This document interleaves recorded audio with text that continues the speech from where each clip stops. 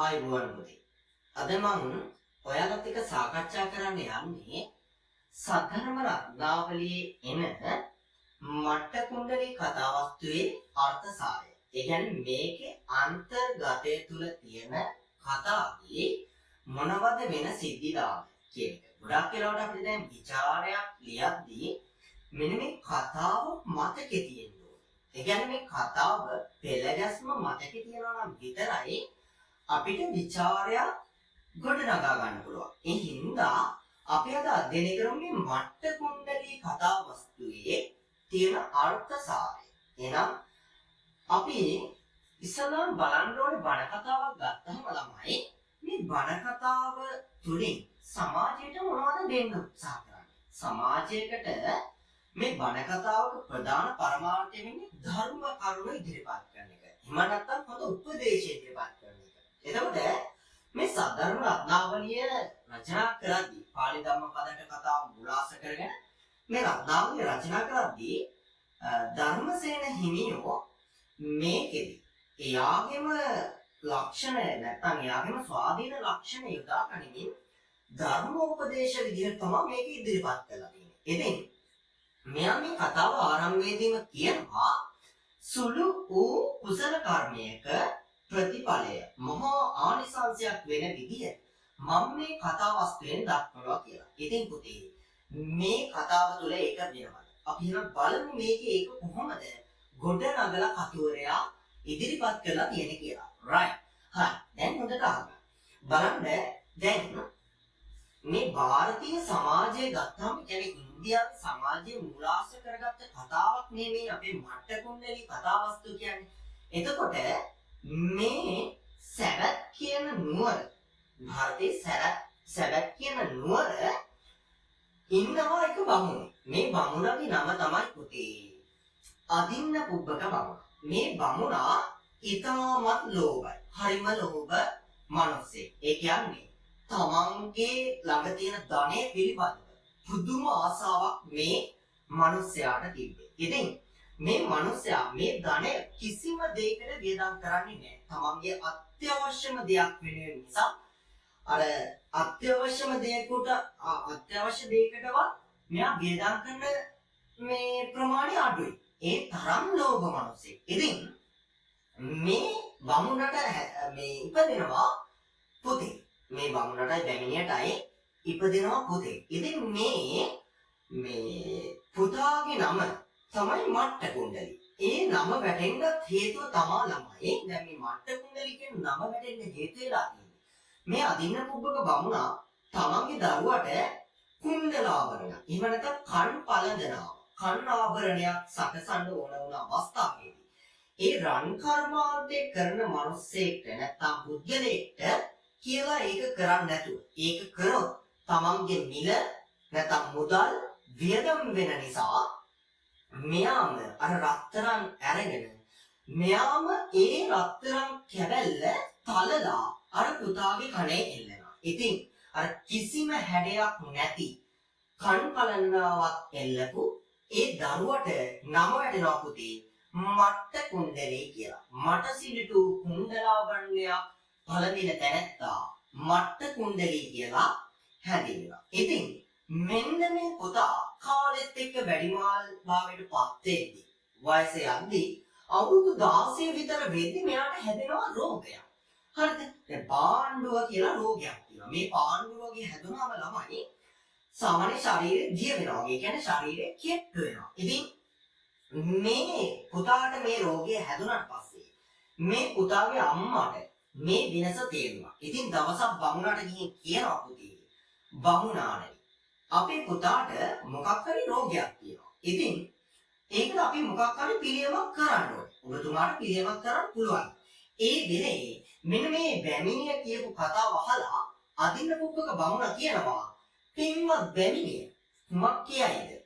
වෙදකමට වෙදවරේ ගිනාවොත් මුදල් වියදම් වෙනවා. මග වියදම් වෙනවා. කියන්නේ වෙදවරයා ඇවිත් යනකම්ම වියදම් වැඩි වෙනවා. ඒ විතරක් නෙමෙයි වෙදකම අවසානයේ ඒවටත් ගෙවන්න වෙනවා. ඒ හින්දා අපි එහෙම කරන්න බෑ. ඒ හින්දා මම ගිහින් බෙහෙත් හොයන් එන්නම් කියලා මේ අදින්න පුබ්බක බමුණ යනවා පුතේ. අර වෙදවරු ඉන්න තැනකට. වෙදවරු ගාවට ගිහිල්ලා මේ අදින්න පුබ්බක බමුණ අහනවා පාණ්ඩු රෝගිය හැදුන මිනිස්සෙක්ට මොනවද දෙන බෙහෙත්? හරිද? මේ වෙලේ අර වෙදවරු දන්නවා මේ අදින්න පුබ්බක බමුණ හරියම කපටි. ඒ වගේම ලෝභයි. වෙදවරු සිතනවා ළමයි අදින්න පුබ්බක බමුණ මෙහෙම අහන්නේ තමන්ගේ පුතාට අනිවාර්යෙන්ම පාණ්ඩු රෝගය හැදිලා. අන්න ඒ හින්දා මේක අපෙන් ඇවිල්ලා බෙහෙත් තරන්න ඇති. දැන් උදාහරණයක් විදිහට ගත්තොත් ඔයාලගේ දෙමාපියෝ හදිසියෙ හරි ඔයාලට ලෙඩක් හැදුන වෙලාවක හොස්පිටල් එකට එකම යන්න නැතුව තාත්තා ගිහින් හොස්පිටල් එකකින් අහගෙන ආවොත් බෙහෙත් කරන්න පුළුවන්ද ඕන විදිහට? ලෙඩේ පරීක්ෂා කරන්න පුළුවන්ද? තත්ත්වේ පරීක්ෂා කරන්න පුළුවන්ද? බෑ. ඉතින් මේ අදින්න පුබ්බක බමුණා හරිම මසුරු පුද්ගලයන් ඒ හින්දා මෙයා වෙදවරුන් ගාවට යන්නේ මේ හේතුව නිසා. ඉතින් ඊට පස්සේ වෙදවරු කියනවා අර පාණ්ඩු රෝගයට නෙවෙයි වෙනත් බෙහෙත් කියනවා. ඒ කියන්නේ පාණ්ඩු රෝගය වැඩි වෙන විදිහට බෙහෙත් කියනවා. ඇයි මේ බමුණගේ මසුරු අදහස නිසා. ඉතින් කොහොම හරි මේ කියපු බෙහෙතුත් අහගෙන ඇවිල්ලා අදින්න පුබ්බක බමුණා ඒ කිව්ව පොතු මුල් ආදිය තම්බලා පෙරලා පුතාට පොරනවා. ඉතින් උහුම කාලයක් ගිවිලා යද්දි පුතේ මේ දරුවාට හොඳටම අසාධ්‍ය වෙනවා. මරණාසන්න මොහොතටම මේ දරුවා පැමිණෙනවා. ඉතින් අවසානයේදී මේ තාත්තා ඔන්න වෙදෙක් ගෙනවා ගෙදරට. දැන් පුතා මැරෙන්න ඕන වෙන්නේ. අන්න ගෙනවා වෙදෙක්. ඒ වෙදා ගෙනල්ලා බලද්දි කියනවා මේක සුව කරන්න බෑ මට. වෙන වෙදෙක් ගෙනල්ලා බලන්න. තාත්තා ඒ වෙලේ හිතනවා දැන් මේක අනිවාර්යෙන් මැරෙන්න යනවා. දැන් ඔයාලට එහෙම අවස්ථාවක් ඇති වුණොත් තාත්තා කොයි වෙලේ හරි හිතනවද දරුවා මැරෙන්න යන හින්දා ගෙදරින් ඉල්ලවන්න ඕනේ. ගෙදරින් පිටතට දාන්න ඕනේ කියලා හිතනවද නෑ? හැබැයි මේ තාත්තා මොකද කරන්නේ? අර මලගමට ආවම පස්සේ ඒ ඉන මිනිස්සු තමන්ගේ වස්තුව දකේ කියලා හිතලා තමන් පිළිබඳව වැරදි වැටහීමක් ඇති කරගනි කියලා හිතලා පුතේ මෙන්න මේ දරුවව ගෙදරින් පිටට දානවා. ඉතින් දැන් මට්ට කුණලී කියන දරුවා ඔන්න ගෙදර අර ස්තෝප්ප කෑල්ලේ වැතිරිලා ඉන්නවා. මුකුත් කර කියා ගන්න බැරුව. මේ අවස්ථාවේදී අපි බුදුන් වහන්සේ ලෝකය බලනවා. ඒ කියන්නේ මේ ලෝකේ අසරණ පුද්ගලයෝ, ඒ කියන්නේ පෙර බුදුන් වහන්සේලාගේ කාලෙවලදී පින් කරපු පුද්ගලයෝ ඉන්නවද කියලා බලනවා. ඒ බලන වෙලාවේ අපි බුදුන් වහන්සේ දකිනවා පුතේ මට්ට කුණ්ඩලී කියන දරුවා අසරණ භාවයට පත් වෙලා පෙර ආත්මවල පින් කරපු කෙනෙක්. ඉතින් බුදුන් වහන්සේ බලනවා ඊට පස්සේ අනාගතේ මෙයාට පිහිට වීමෙන් ලැබෙන ආනිසංස මොනවද හොඳ දේවල් වෙන්නේ. ඒ බැලුවට පස්සේ අපේ බුදුන් වහන්සේ දකිනවා පුතේ මේ මට්ට කුණ්ඩලී කියන දරුවට රෝගය සුව කරගන්න බැරි වුණා. තමන් බුදුන් වහන්සේ කෙරෙහි හිත පාදවාගෙන දිව්‍ය ලෝකයේ උප්පත්තිය ලබනවා. ඒ විතරක් නෙවෙයි මේ මට්ට කුණ්ඩලී හින්දා අර මසුරු අදහස් තියෙන තාත්තා පවා ඒ මසුරු අදහස් වලින් ගැලවෙනවා. අවසානයේ සෝවාන් ඵලයක් ලබනවා කියලා දකිනවා. ඒ විතරක් නෙවෙයි ඒ වගේම තව 84000ක් විතර මිනිසුන්ගේ නිවන් ගමන සාර්ථක වෙනවා කියලා දකිනවා. ඒ හින්දා බුදුන් වහන්සේ මොකද කරන්නේ? අර සංඝයා වහන්සේලාත් එක්ක මට්ට කුණ්ඩලී වැටිලා ඉන්න අර නිවසේ ඉදිරි පිටට වැඩම කරනවා. ඉතින් මේ වැඩම කරද්දී මට්ට කුණ්ඩලීට ළමයි අතපය හොල්ල ගන්න බෑ. කකුල් දෙක නමලා අත් දෙක නමලා වැඳ ගන්න බෑ. ඒ හින්දා බුදුන් වහන්සේගේ සිරුර දැන් අපි ගත්තොත් මෙන්න මේ විදිහට මට්ට කුණ්ඩලී මෙහෙම පිටිය පැත්තට හැරිලා ඉන්නේ පුතේ. හරිද? දැන් මට්ට කුණ්ඩලී මෙහෙම වැතිරිලා ඉන්නවා. හරිද? මට්ට කුණ්ඩලී වැටලා ඉන්නවා. එතකොට බුදුන් වහන්සේ මෙහෙන් වැඩම කරද්දී මේ බුදුන් වහන්සේගේ අර රැස් කදම්බය මේ පිටියට වැටෙනවා. අන්න ඒ වෙලේ මේ මට්ට කුණ්ඩලී කියන දරුවා දන්නවා බුදුන් වහන්සේ වැඩම කරනවා. අනේ දැන් මට මුකුත් කරගන්න බෑ. මට දැන් මේ අසරණ කමින් කරගන්න පුළුවන් එක දෙයයි සිත පහදවා ගැනීම පමණයි. ඒ හින්දා මම බුදුන් වෙනුවෙන් සිත පහදවා ගන්නවා කියලා පුතේ මේ මට්ට කුණ්ඩලී පුත්‍රයා නැත්නම් පුතා සිත පහදවා ගන්නවා. අන්න ඒ සිත පහදවා ගැනීම නිසා මේ බුදුන් වහන්සේ වැඩම කළා දුරට යනකම් මෙයා සිත පහදවාගෙන ඉන්නවා. හරි. එතකොට මෙන්න මේ සිත පාදවාගෙන ඉන්නවා බුදුන් වහන්සේ දන්නවනේ. ඉතින් ඒ එක්කම බුදුන් වහන්සේ නොපෙනෙන දුරට යද්දී මට්ට කුණ්ඩලී මියගොස් මැරිලා ඒ වෙලේම ඉපදුන කෙනෙක් නැත්තම් නිදාගෙන නැගිට කෙනෙක් වගේ දිව්‍ය ලෝකේ ළමයි දිව්‍ය සම්පත්තිය ලැබලා මහා විශාල ධනස්කන්ධයක් සහිතව රන් මාලිගාවක් සහිතව ඔන්න මට්ට කුණ්ඩලී දිව්‍ය පුත්‍රයෙක් වෙලා ඉපදිනවා. ඒ වෙලේ ඔන්න දැන් දිව්‍ය ආත්ම භාවයෙන් ලැබලා මට්ට කුණ්ඩලී දකින්නවා තමන්ගේ තාත්තා අර මෙයාව පුච්චලා දාපු සොමන ගාවට ගිහින් අඬනවා. දිනපතාම ගිහින් අඬනවා. ඉතින් මට්ට කුණ්ඩලී හිතනවා මම ජීවත් වෙලා ඉද්දී මට ආදරය කරපු නැති තාත්තා දැන් මොකටද මේ හඬා වැළපෙන්නේ කියලා. ඉතින් මට්ට කුණ්ඩලී හිතනවා තවත් මේකව වෙහෙසවන්න ඕනේ. තාත්තව තවත් අඬවන්න ඕනේ කියලා හිතලා යනවා අර සොහොන් බිමට නුදුරු තැනක. දැන් මට්ට කුණ්ඩලීගේ සොහොන මෙතන නම් ඔන්න මට්ට කුණ්ඩලීගේ තාත්තා මෙතන ඉන්නවා. මේ සොහොන් බිමට නුදුරු තැනක පොඩි කැලෑ කොටසක මට්ට කුණ්ඩලී විදියට ඇවිල්ලා මෙන්න මේ දිව්‍ය පුත්‍රයා අඬන්න පටන් ගන්නවා. ඇයි මේ අඬන්නේ? ඔන්න දැන් තාත්තා බලනවා කවුද මේ අඬන්නේ? දැන් තාත්තා දන්නේ නැහැ මෙයා දිවියෙක් කියලා ඉපදුනේ කියලා. ඉතින් තාත්තා බලනවා කවුද මේ අඬන්නේ? බලද්දි මිනිස්සේ කඩනවා. ඊට පස්සේ මේ තාත්තා අදින්න කුබක ගිහින් ආනවා ඇයි නුඹ අඬන්නේ? මම අඬන්නේ මගේ මැරුණ පුතා වෙන්නේ. ඇයි නුඹ අඬන්නේ? මෙන්න මේ මට්ට කුණ්ඩලී දිව්‍ය පුත්‍රයා කියනවා මගේ රත්තරන් වලින් නිර්මාණය කරපු රථයක් තියෙනවා. මෙන්න මේ රථය අර ඝන රත්තරන් වලින් නිර්මාණය කළා කියනවා. ඉතින් මේකට ගැළපෙන රෝද දෙකක් නෑ මට. අන්නේ වෙලේ අදින්න පුබ්බක බමුණ කියනවා පුතේ ඔබ ඉල්ලන තරමක රෝද යුගලක් මම හදලා දෙන්නම්. සක්සඟලක් කියලා කියන්නේ. හරිද? සක්සඟලක් කියන්නේ රෝද යුගලක්. ඉතින් මම රෝද යුගලක් මුතු වලින් මණික් වලින් රන් වලින් උනත් හදලා දෙන්නම් කියලා කියනවා. අන්න ඒ වෙලේ පුතේ මෙන්න මේ මට්ට කුණ්ඩලී හිතනවා මට්ට කුණ්ඩලී දිව්‍ය පුත්‍රයා කල්පනා කරනවා යකෝ මැරෙන මොහොත දක්වා කිසිම ආදරයක් තිබෙන්නේ නැති මං වෙනුවෙන් සත්‍යයක්වත් වේදක් කරපු නැති මේ තාත්තා දැන් ඇයි මෙහෙම මෙච්චර කොහොමද දානපතියෙක් වුනේ කියලා හිතනවා. අන්නේ වෙලේ මට්ට කුණ්ඩලී දිව්‍ය පුත්‍රයා හිතනවා එහෙනම් තවත් වෙහෙසවන්න ඕනේ. මේකව තවත් වෙහෙසවන්න ඕනේ කියලා මගේ මේ රතයට මේ දිව්‍ය රතයට ගැලපෙන්නේ ඉරයි හඳයි පමණයි කියනවා පුතේ. ඒ වෙලේ තාත්තා කියනවා නුඹ වගේ මෝඩේ ඉරයි හඳයි කාටවත් ගන්න බෑ කියලා ඔන්න තාත්තා මට්ට කුණ්ඩලී දිව්‍ය පුත්‍රයාට මෝඩයා කියනවා. හරි මේ කහපු මට්ට කුණ්ඩලී දිව්‍ය පුත්‍රයා කියනවා හඬනකින් ඔයයි මායි දෙන්නම සමානයි. අපි දෙන්නම අඬනවා. ඊට පස්සේ අපි බලමු කවුද මෝඩ කවුද නුවණක්කාර කියලා. ඊට පස්සේ මට්ට කුණ්ඩලී දිව්‍ය පුත්‍රයා තාත්තට කියනවා පුතේ පේන ඉරහඳ ඉන්නලා අඬන මමද මෝඩ එසේත් නැත්තම් නොපෙනෙන මල සිරුරකින් ජීවිතේ ඉඳලා අඬන නුඹද මෝඩ කියලා අහනවා. අන්න ඒ වෙලේ තේරෙනවා අදින පුබ්බක බමුණට පේන ඉරයි හඳයි ඉල්ලන නුඹ මෝඩ නෑ. මම තමයි මෝඩ. කවදාවත් මැරිච්ච සිරුරකට පණ දෙන්න බැරි සිරුරකට අඬන මම තමයි මෝඩ. ඒ හින්දා මමයි මෝඩ කියලා පිළි අරගෙන මට්ට කුණ්ඩලී දිව්‍ය පුත්‍රයන් අහනවා එහෙනම් උඹ කවුද? කාට හරි දැන ඇඳුම් කලක් ඇතුව හෝ නැතුව උදව් කරා නම් ඒ කවුද කියලා දැනගන්න ඕනේ.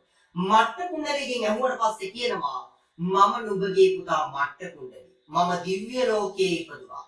අන්නේ වෙලේ අදින පුබ්බක බමුණ අහනවා නුඹ දිව්‍ය ලෝකයේ ඉපදිනවා නම් දිව්‍ය ලෝකේ වෙන ඉපදෙන්නේ නැද්ද?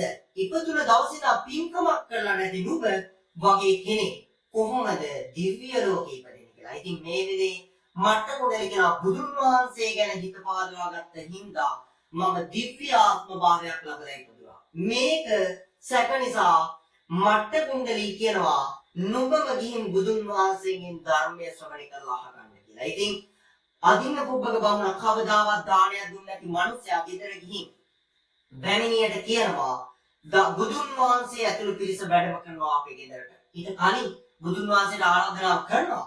බුදුන් වහන්සේට ආරාධනා කරලා කියනවා බැමිණියට කියනවා මුළු ගෙදරම පිරිසුදු කරලා පොළව හොඳට සුද්ධ පවිත්‍ර කරලා බුදුන් වහන්සේ වැඩම කරනවා එයාලට දානේ සලසන්න කියලා. ඉතින් බුදුන් වහන්සේත් වැඩම කරනවා පුතේ මේ ගෙදරට.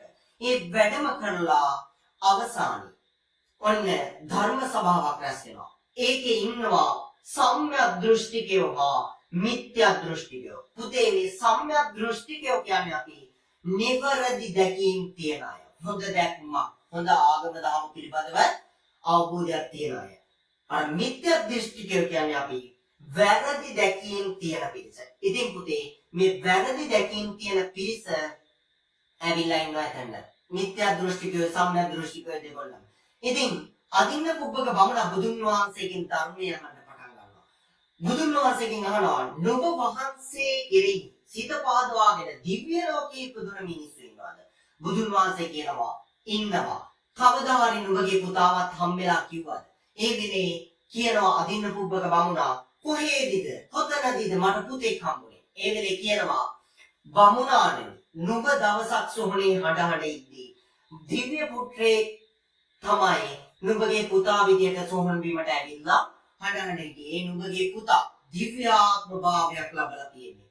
ඉතින් මේක විශ්වාස කිරීම නැති හින්දා බුදුන් වහන්සේ පුතේ සිතින් සිතුවිල්ල ඇති කරගන්නවා මට්ට කුණ්ඩලී දිව්‍ය පුත්‍රයා අර මාලිගාවත් සමග මෙතනට වඩින්න කියලා. අන්න ඒ වෙලේ වැඩම කරනවා මට්ට කුණ්ඩලී දිව්‍ය පුත්‍රයා. ඒ වැඩම කරාට පස්සේ අන්න අතන හිටපු සියලුම දෙනා මේ ධර්මයේ විශ්වාස කරනවා. ඉතින් මේ අවසානයේදී මේ කතා වස්තුව ඔන්න විදිහට අවසානයේදී පුතේ මේ අදින්න පුබ්බක බමුණා හා මට්ට කුණ්ඩලී අපාය උප්පත්තිය නැති කරගෙන සෝවාන් ඵලය පිහිටා ගන්නවා. සෝවාන් ඵල ලබා ගන්නවා. ඒ වගේම තමයි පුතේ 84000 දෙනා මේ කතාව අවසානයේදී නිවන් මගට යනවා. ඉතින් බලන්න ධර්ම දේශනාවකින් අරමුණු කරන්නේ ධර්මය ලබා දීම. මේ සද්ධර්ම රත්නාවලියෙන් පෙන්වනවා සුළු කුසල කර්මයක ආනිසංස අපිට පෙන්වා දෙනවා. ඉතින් මට්ට කුණ්ඩලී බුදුන් වහන්සේ ගැන